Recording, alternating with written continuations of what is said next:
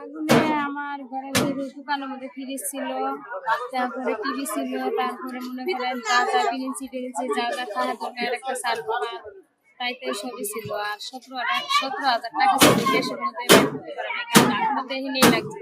এখান থেকে বাইর করার মতো কোনো সম্ভাবনা ছিল না।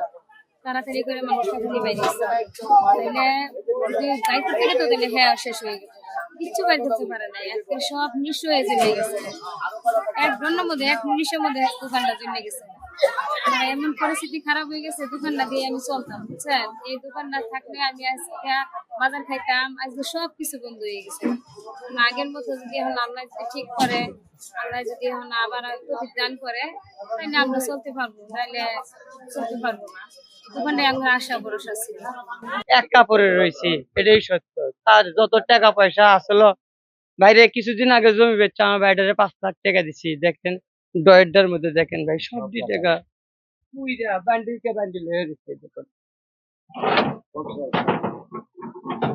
এই দেখছেন ভাই, এই যে 1 লাখ টাকার বান্ডিল, এই যে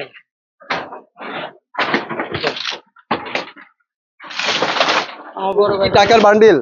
টাকার বান্ডিল। এখানে টাকা আসলে 3,30,000 টাকা ছিল, আর মানুষে কিছু ঋণ পাইতে সেটি দিয়া 5 লাখ টাকার ভিতরে 3,30,000 টাকা আছে। একটা দোকান লওয়ার কথা ছিল, এখন আর কিছুই নেই, এক কাপড়ে আছি আমরা এই জায়গায় না। এখন আর করার কিছু নাই, আল্লাহ যা করে।